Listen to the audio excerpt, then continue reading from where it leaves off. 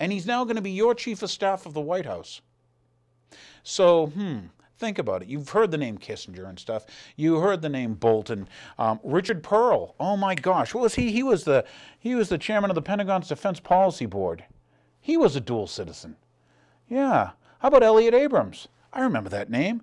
National Security Council advisor. Yeah.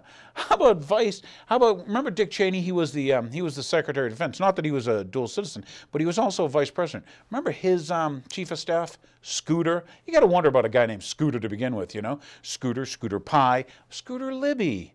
Yeah. So how much are we, okay, going to put up with the creation of this police state led by these people on the levers of power who aren't even Americans? And we're going to let what? Our liberties be taken away because you're in fear of a guy in a cave. Remember, this all stemmed from the 9/11 thing. But if you found out that they wrote stuff like the Patriot Act before that they had it sitting, waiting in the wings, that, you know, things like Homeland Security, that they wrote those plans up well in advance of before 9/11 ever happened. Yeah, so you got dual citizens. And they're in these levers, these positions of power to make decisions, okay? Once again, the chief of staff of the White House is going to be what? Not American? Come on, people.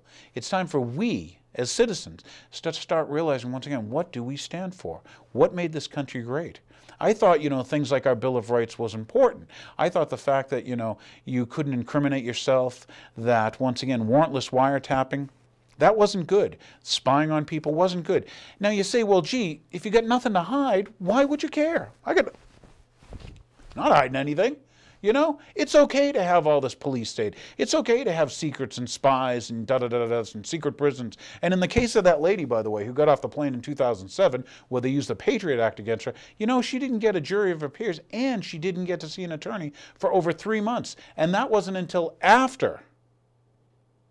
After what? That wasn't until after she said, yeah, I'll sign the paper. That's kind of like Guantanamo and Abu Ghraib, huh? Torture people till they sign the paper.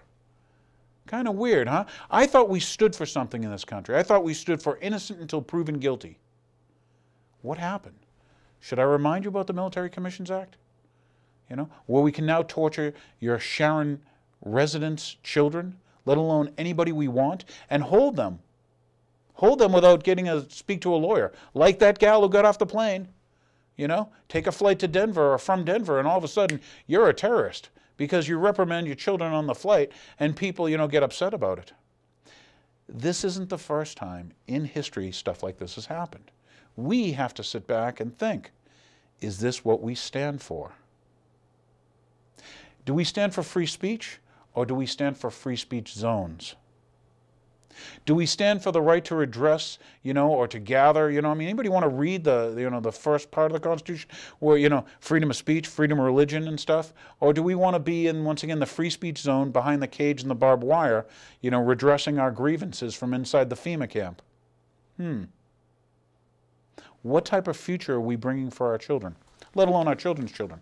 And it was interesting because I was speaking with my mother earlier this evening, and we were talking, and she was on a trip, and the person she was with said, well, you know, as long as we don't talk about politics and religion, I don't like to talk about politics or religion.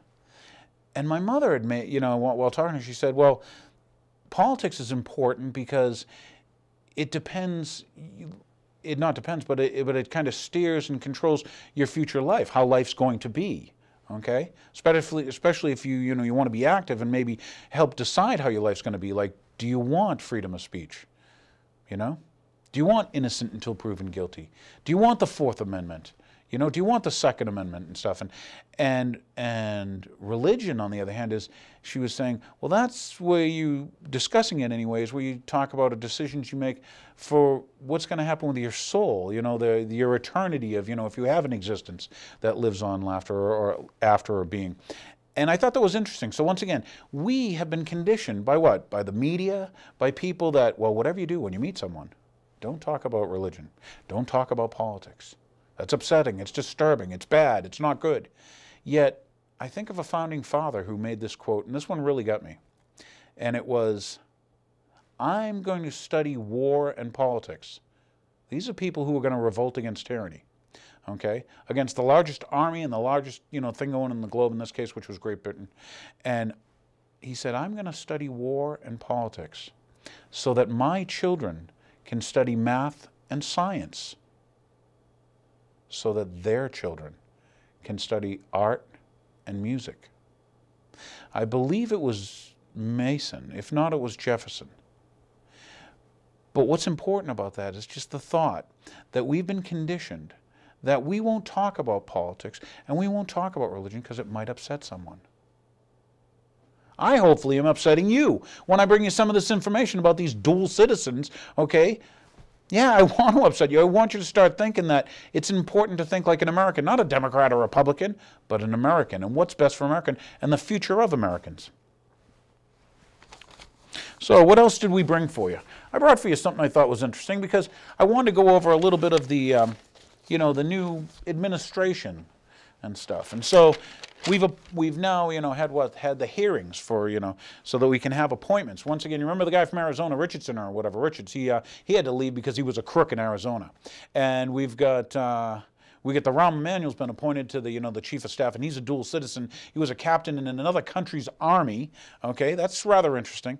But this I thought was interesting, and that is Obama and his, if you go back in time, I'd like you to go back to, I guess it's April 23rd. Of 1992, when Joseph Biden, your new vice president, okay, wrote an article in the Wall Street Journal that he entitled, How I Learned to Love the New World Order. Now, we discussed on previous shows other individuals who had mentioned things like the New World Order and how that was kind of important. We had mentioned that Hitler loved that term, the New World Order, which I find is nothing but the old world order, where you have, in this case, globalist elites, okay, keeping down those serfs. A lot like the old world order of the, the kings and queens and, let them eat cake or, to heck with them. So, yeah, Joseph Biden, your vice president, why don't you go back in time, 1992, Wall Street Journal, How I Learned to Love the New World Order. Because that's your guy who, once again, was bringing you change. But that was my thought. I was going to do a little bit on the administration. That has changed. So anyway, what have we done? We found out that Michael Geithner, okay, the guy who's, I guess he was confirmed today to head up the Treasury. Here's the guy who runs the New York City Federal Reserve, the private banking cartel that's screwing you and your family. But Michael Geithner decided he didn't want to pay his taxes.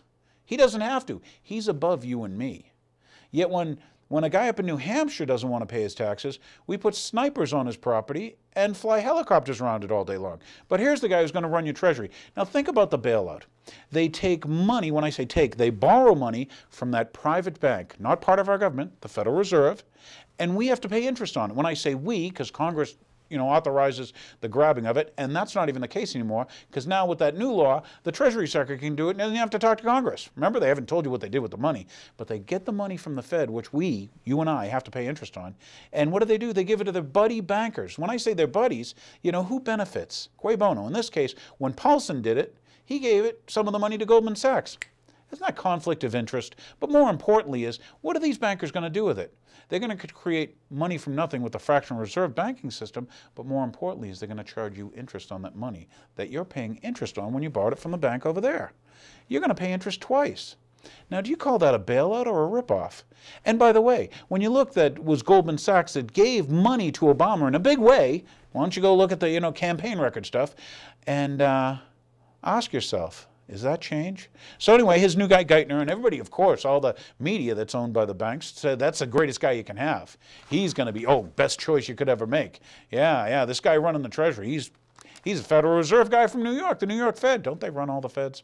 So anyway, and then we also had the Secretary of State gal, Hillary. That's because you think our foreign policy is going to change. Because now we have Hillary, Gee, why does the CFR and Bilderberg keep on coming to mind when you think of these people? The Council on Foreign Relations, David Rockefeller and all that good stuff, and the Bilderberg Group, and Hillary and Geithner.